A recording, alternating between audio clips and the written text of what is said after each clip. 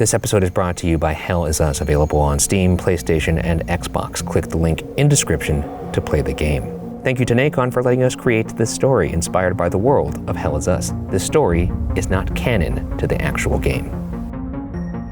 This video contains content that some might find disturbing. Viewer discretion is advised. In the war-torn Hadia, survival is the only law.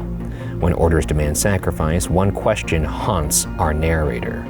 Is the true monster man, or something far worse, waiting in the darkness? I'm Ryan Bergara, and this is Are You Scared?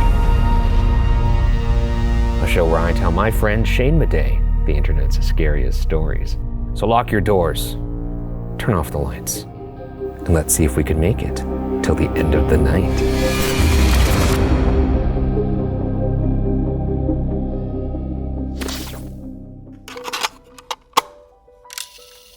Recovered audio documentation from a medical officer stationed in Hadia. This recording predates total withdrawal by approximately 48 hours. Content may contain evidence of protocol deviation, unauthorized contact, or exposure to unclassified anomalies. Audio recording file number. Begin playback. ON Medic Specialist Joanne. Peacekeeper Unit. Location, Vissa Hills, Umbrahan. I just got the official order the field post is to be shut down. The tents stripped. Supplies are minimal. Command says I have 72 hours to reach Outpost 75 for a rendezvous with the evac team. No reroutes, no dead weight. They repeated that part. Not like they have to tell me twice. Shut it down, don't look back. Simple enough. I click the recorder off and tuck it into my bag with the last of the supplies. I unzip the tent and step into the cold air. The sun dips below the horizon. With the last moments of daylight, I pull a flashlight from my pack. My map feels unreliable as I try to discern the right way forward. A narrow path, entrance unmarked, cuts through the trees. It's the only trail that goes uphill and the most direct route if I want to reach Outpost 75. Where are we in this? It seems like are we in the forest? A forested area? Cold air? Maybe some sort of snowy The world place? of Hell Is Us. Maybe Not that's what canon. it is. Not canon. But we're playing, we're remixing within the world. Remixing, yes. Could you ever be a medic? I'm curious. I feel like I'd do a good job if like someone came in, half a limb, Spartan. It might be satisfying to just, tie that off. I think you have to have a combination of unflappability, which I think you have in spades, scientific know-how or knowledge, which I also think you have. More so than you. Yeah. For sure. Yeah. And then I think you would have to have a fair amount of empathy, and that's probably why you wouldn't get the job. I don't think you want empathy. I think you need empathy. I think you gotta be sort of robotic because look, you're gonna lose most of them, Yeah, but you have to strive to not lose. You gotta sleep at night. Oh well. You can't get attached to these things. Maybe you'd be the These things, I mean people. Yeah, I know, maybe you'd be the perfect medic. I would not. I would lose one patient and I would lose myself. You'd walk into the sea. I would. A day's travel later and the sun was already dipping again. Every muscle aching, I'm desperate for rest. Almost as if my exhaustion were heard and answered, a shape emerges through the dusk. A crumbling wooden shack. The front door gives way with a low groan. I step inside. It smells of wet wood, smoke, and something else. Something sharp and metallic. My flashlight lands on a cluttered table in the middle of the room with cans of half-eaten rations. The hearth's embers are still warm. Someone's been here, but where are they? A shed. Well, I mean, where are the people? Yeah, because the fire is still there. Great question. Half-eaten rations. With my detective brain, I would also see the embers and I'd go, somebody was just here. Are you eating these rations? Yeah. Just to see? Yum. Well, first you want to sweep the room. Sardines? God, the worst. Would you go into this shack? Yeah. Even if you saw that clearly someone was there? You're alone, remember that. I guess I'd vibe it out a bit. Mm-hmm. I'd see what the shack vibes are. I don't know, I just... Bang, bang, bang on the door. Yeah. Baby. Whenever it's these post-apocalyptic kind of scenarios, which I'm assuming this is, I always assume I'll just die very early. Cannibals. It's just, I don't think I could handle this. Like, I would see the half-eaten rations and be like, where are they? They must be here. I'm gonna leave. Maybe that would be a great place to hide, but my fear would take over. Are you afraid of other people? I'm afraid of other people. Who knows what's out in these woods, but I'm afraid of people. I'm getting in that shack. 2100 hours. Found evidence of recent occupation. Food rations ON standard. Unissued, likely stolen. Partially consumed. No signs of mold. The fire's out, but the presence of warm embers indicates a fire was burned here within the last 24 hours. My flashlight flickers as I move toward the corner, where a generator hums. A thick black extension cord runs from its side, winding across the floor like a pulsing vein. I trace its path with my flashlight until it disappears behind a bespattered curtain that cuts across the back of the cabin. A weak light flickers from behind the fabric. Then I hear it, a cough, thin and wet. I step gently towards the light. The curtain sways gently, brushing against my fingers as I reach out to push the fabric aside. I'm out. You want a nice dry cough, you don't want a wet one. I don't want any cough of any kind. Oh, I guess it makes sense that like if somebody were to crash my shack, I would hide, I suppose, because you never know who's out there. Or you're feeble. Don't forget about the feeble. Could be a feeble person, bedridden. Oh, I see, like some sort of patient. Maybe the rations are them, somebody feeding this person. Maybe this person is sick of some kind. Maybe they're a zombie. Maybe we should shoot them in the head. Let's see. We should shoot them in the head. Well, but it's saying hell is us, isn't it? That's right. And despite everything going on around us, what about people? Aren't we our own hell? You wake up in the morning, you look in the mirror, and there's hell. That's true. You know? We're talking about the story. I don't know. It's 2025. A singular light bulb hangs from the rafters. Its swinging bulb buzzes faintly, casting uneven, shifting shadows across the room. In the far corner, a child lies on a narrow cotton cot. They couldn't be any older than 6 or 7 years, knees tucked to chest. Their right leg is badly swollen, wrapped in torn bandages soaked through with a rusty crimson. Pinned to the edge of his jacket is a small bronze ornament shaped like an acorn cluster. The metal is dulled with age, the edges catching fleeting glints of light. Beside the boy, an elderly woman sits slumped in a broken chair. Her head is low, eyes closed in a deep sleep. A mask-stained amber hangs loosely over her mouth. The oxygen tank beside her gently hisses with every breath. I take another step forward and see the child's eyelids flutter open. He turns over, blinking slowly. I raise a finger to my lips and kneel beside the cot. I was right. 2 feeble people. 2 feeble people. A swollen little shack boy. Sitting like... Yeah, not good. And then a lady who... An old lady who can't breathe. Yeah, who's got one of those Mad Max Fury Road masks Not on. a party. Entirely possible that people left them there because of the way... The feeble nature. Yeah. Maybe this is a bad first thought, but I'm opening this curtain, I'm seeing these 2 feeble folks. I'm relieved. Here's a pop quiz, hot I could shot. take 'em. Shush. Oh, sorry. You want to fight them? If I had to. Oh, okay. Now my pop quiz. If you had a son, Okay. what would you name it? What? Well, I need that for my pop quiz. Shaney. You're going to name your son Shaney. Yeah. Okay. Well, and if you had a daughter? Shania. Okay. You've got Shaney and Shania. You live in a zone that's being evacuated. Yeah. Your kids have swollen legs. Do you leave them behind? What was the point of all that naming? Oh, sorry. Do you leave Shaney and Shania? I would never leave my children behind. That's good. That's what I wanted to hear. Would you? No.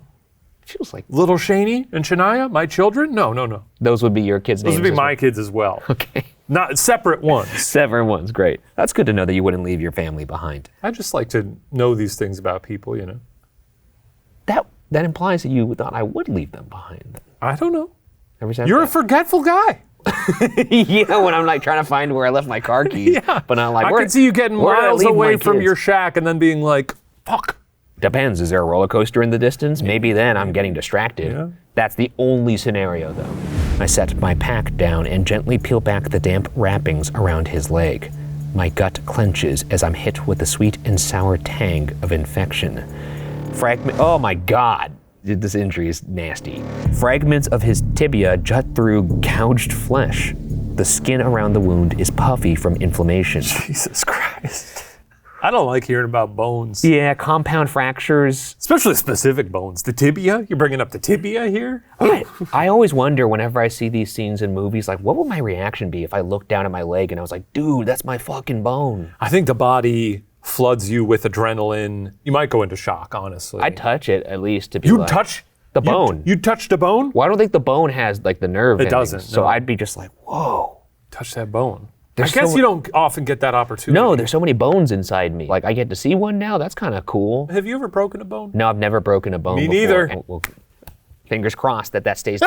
He put it on. Just kidding. No, if I do break a bone, I hope it's never compound. What does that mean? Compound fracture is when the bone pierces the skin and comes out. That's what I want. What the fuck is wrong with you? Well, I feel like if you're gonna get wet, go swimming, you know? If I break a bone, I want that thing jutting. And the sweet, tangy smell of infection. Also bad. No good. It's too specific. I mean, at least we know what's wrong with him. We don't know what world we're in right now. We're in Hell's Us's world, but we don't know. This boy's leg, was he bit by a zombie or a creature? We have no idea. But the fact that you open up the leg and you see, oh, it's a broken bone, easy to identify. But if someone's bitten, I'm very concerned. But just a broken bone, we can handle that. Tie it up. Tie it up, right? Sure. A gash runs the length of his lower leg, slick with coagulated blood and pus that has already begun to yellow at the edges. It's a blessing he's conscious at all. He doesn't speak. He just watches me. The pus is gross. I don't like pus. The pus is I'm not one of those yellowy. pimple popper people either. I fucking hate watching I those don't videos. like it. No. Sometimes Sarah will ask me, she'll be like, you got a pimple, can I pop it? And I'll be Mari like, does that all "No, the time. No, you may not. What's the obsession That's with that? for me. And I don't even enjoy it, but I but if don't it's- want someone else to do If it. it's like on your lower back though, how are you gonna pop that? I'll find a way. I try to work quickly, flushing the wound with disinfectant. He flinches, but doesn't cry out. I brace the leg with 2 pieces of wood, then tie clean bandages tightly around the splint. I meet his teary eyes and gently ask where his parents are. He hesitates, then, in a hoarse voice, barely above a whisper, answers, "Dead."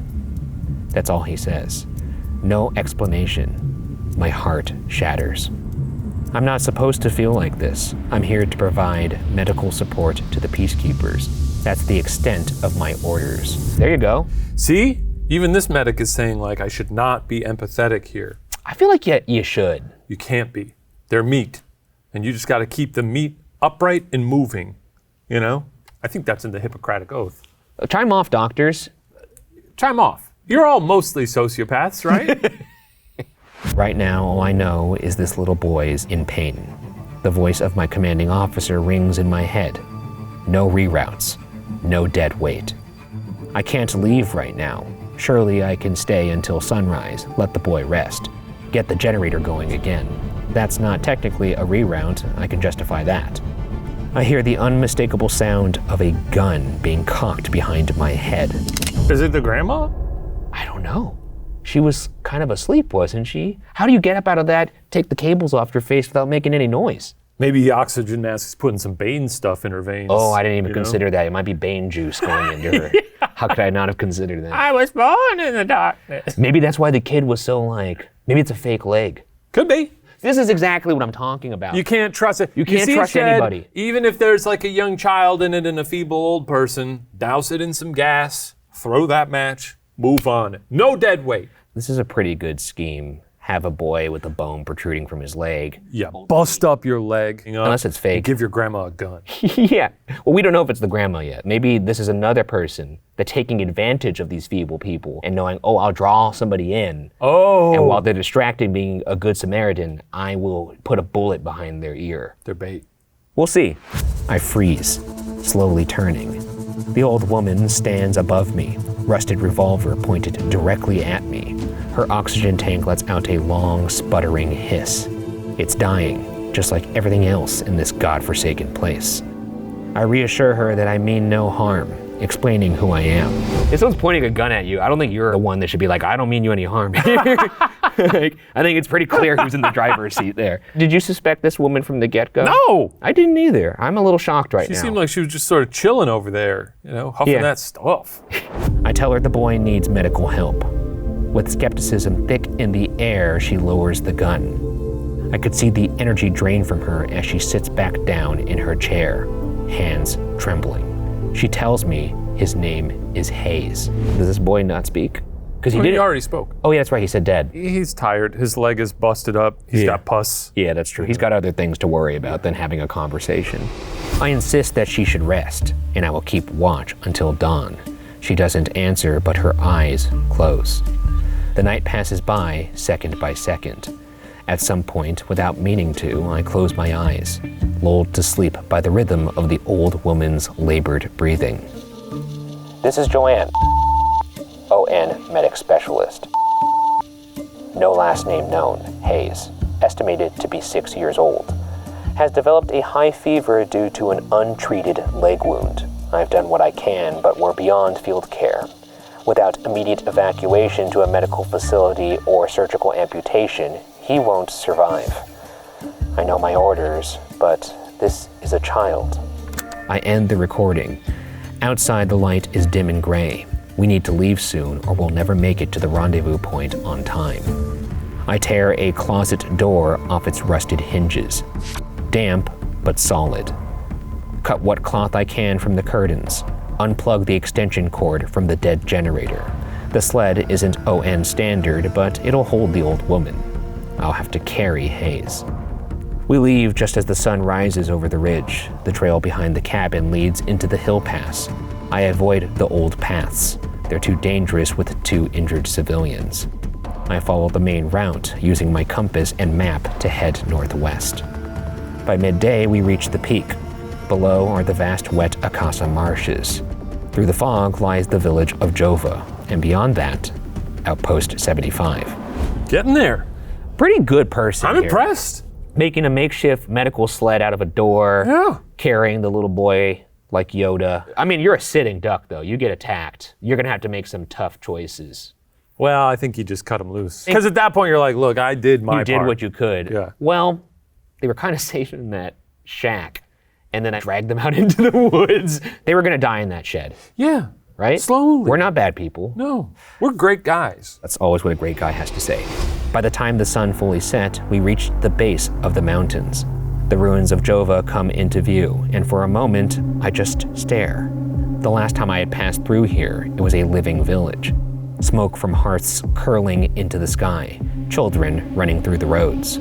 Now, it's nothing but collapsed roofs and shattered homes. What the fuck happened here? In Jova? Oh, you don't even No, want to just know in about general. it. What's going on? In the world of Hell Is Us? Why are you curious? Well, I want to guess. Like monsters, some sort of nuclear situation. I don't know.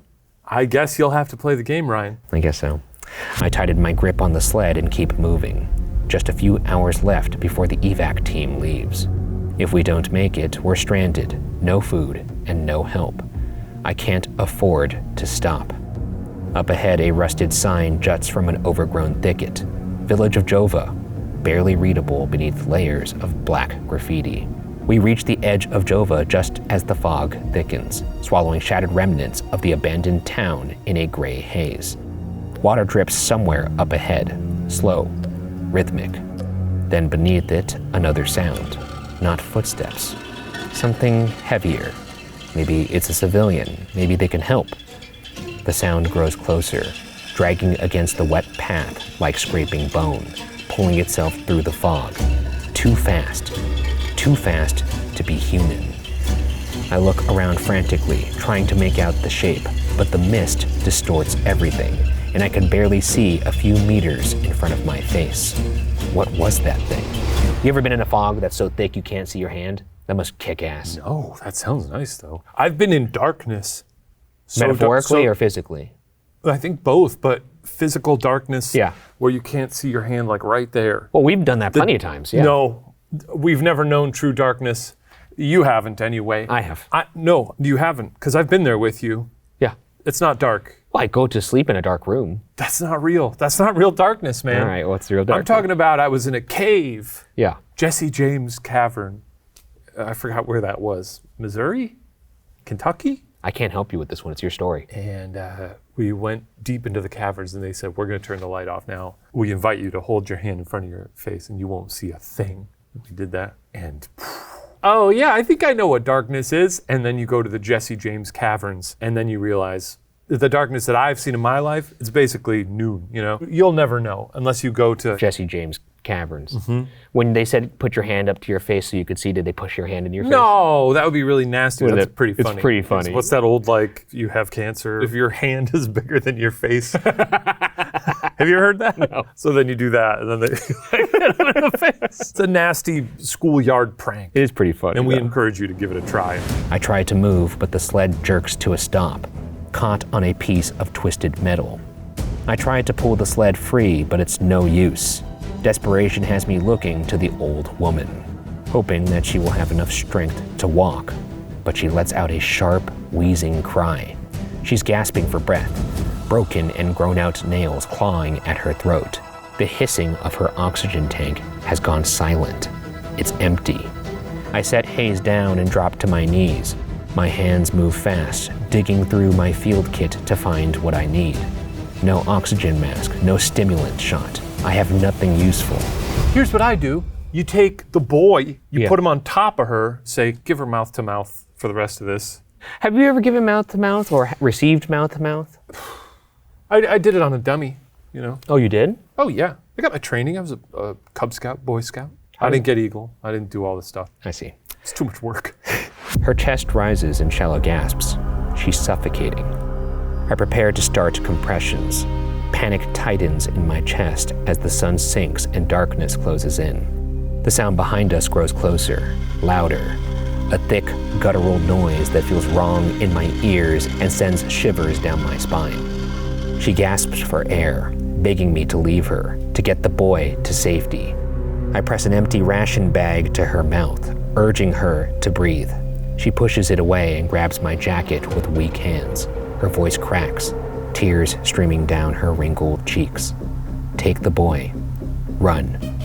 Every instinct screams to stay, but the dragging behind us gets louder. Something big is moving through the mangled trees. Her eyes close. She slumps back, barely breathing. I will come back for you. Then I run. The fog stirs behind me. I can feel the world around me shift. Electricity ripples through the air. My skin prickles and the hairs on my arms and neck stand on end. I look back one last time as a shape begins to emerge. Tall and pale, its limbs bent and twisted the wrong way, dragging behind it with that sickening wet scraping of flesh through mud. I catch a glimpse of its body as it surges out of the shadows. Its face, if it could be called a face, was a vast chasm of inky death. The sound it makes is unbearable, a deep, hungry rumbling. Maybe it's a mercy to my sanity that I can't see this thing clearly through the fog. The old woman doesn't scream as the creature tears into her. A wet crunch echoes, not like the snap of a broken bone, but the slow crushing of sinew and muscle. I place a hand over Hayes' ears, trying to block out the damp smack of meat hitting the ground over and over again. Jesus Christ. Damp smack of grandma meat. Oh my God, dude. I don't look back. The outpost breaks through the fog like a sign from God. Lights and the low hum of machinery welcome me. Two peacekeepers rush towards me as I collapse to the ground, their voices raised, yelling orders. But the ringing in my ears is too loud. One of them tries to take Hayes away from me, but I grip him tighter. A tall officer approaches, demanding my name. I give it. He reprimands me for almost missing the evacuation. That's when he sees it. The faint glimmer of a bronze acorn pinned tight to Hayes' jacket. He's a bad boy? Is he a bad boy? I have no idea. What does this pin mean? It might mean he's a bad boy. He's a part of the acorn clan. She shouldn't have brought the boy. Acorn clan. She brought Squirrel Boy. You brought one of them acorn boys in here? Oh no! He knows harboring a palomist means being hunted by the Asterian army forces. I beg for compassion. He's just a boy. But fear had already filled the eyes of the officers, hardening them against my plight. I look down at Hayes. His skin is so pale. The peacekeepers watch me step away. I turn towards the suffocating night just beyond the reach of the outpost's lights. No one stops me. She turned away. She's taking the boy with her. She's grown attached to Shaney. He must have some real riz going on. All he really said was dead. That's right, but he said it was some gravitas. Dead. Some Philip Seymour Hoffman shit. Joanne, former peacekeeper. My orders end here. I resigned from the ON Peacekeepers Corp. I am a nurse, not a puppet. I won't be part of the system that lets the people they swore to protect die. I have a child with me, male, severe infection. There's a hospital just beyond the border of Hadea. It should take me several days, if not a week. If you find this recording, if I don't make it, I'm sorry. I tried to save him. End of recorded audio file, ON Med 038 HDR. Joanne. Last location, unknown. So, are you scared? And that's the end of the story. Joanne. She dead. Gotta be No, dead. we don't know that. I mean, they're finding these audio recordings. Joanne's a hero. Recovered audio. Maybe she could have dropped her audio recorder, but I think more likely it's just, I'll tell you what, if I was in Outpost 75, every day at 6 p.m. I'd go out to my window, I'd start banging some pots and pans for Joanne. well, they're gone. I know, Spirit, it's a message. It's No, a I mean message. like they left. That's the evac team. Well, then left. wherever they take me, I want to spread the good news about Joanne. You don't think that's just going to alert your location to whatever this It's monster okay is? to do that. Well, I'm going to stop living my life. Yeah, I mean, they were plenty fine letting her walk off into the fog, so I don't think they're going to care that much. She's a wonderful lady. I'm very proud of her. She did the right thing, Yeah. but she dead now. You don't know that. There's no way. She could have gone on and lived a wonderful life, adopted the boy. Yeah, or that creature's using her as like dental floss now. I'd like to know more about that creature. I wanna know Maybe more I about that will creature. when I play Hell Is Us. Way to bring it back. Of course. So we just entered the twisted world of Hell Is Us, not canon. Not canon. This was inspired by the world of Hell Is Us. Inspired by, but not canon. Not canon. Well, make sure you guys check out Hell Is Us if you want to know more about this funny little creature, or big creature. I think there's more than just creatures, Ryan. Oh shit. There's a lot going on in that game. In hell. It's not in hell. Hell is us. How many times do I have to tell you this? If you want to learn more about the world of Hell Is Us, you can play this game on Steam, PlayStation, and Xbox. Again, that link is in the description if you're curious what's out there. But be careful. You might get scared. We're gonna get out of here, head back into the void, but we'll see you next time. Oh shit, let me just get... Oh fuck, oh. Now see, this is darkness. That's what I'm talking about.